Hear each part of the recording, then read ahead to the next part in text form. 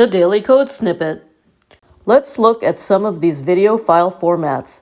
.webm is from Google. It is of lower quality than other formats but small in size.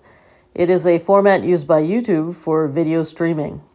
.mp4 can be video or only audio. It is larger in size than .webm but of higher quality. .m4v is a proprietary iTunes file that is DRM, digital rights management copy protected.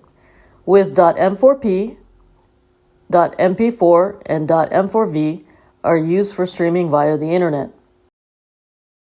.mpeg or .mpeg can play as audio or video.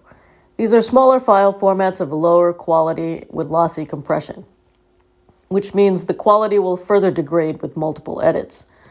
Other similar formats include .mp2, .mpe, and .mpv. .ogg is an open source format of .mpg and can be used to stream higher quality videos via the internet.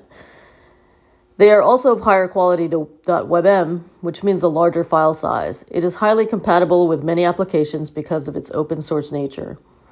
.avi is an older video format that is widely compatible because it can support multiple codecs, so it has more flexibility to choose quality and size.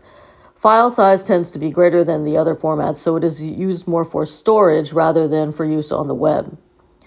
.mov or .qt is an Apple format that was created for use with QuickTime.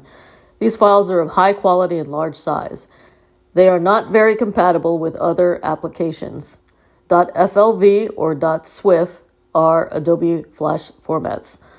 They would only be used now to support an older legacy system. Modern iOS devices do not support Flash. .wmv is a proprietary Microsoft format, aka Windows Media Video. The codec used will result in smaller file sizes and poorer quality. It is useful for sending videos to other Windows users with an older computer.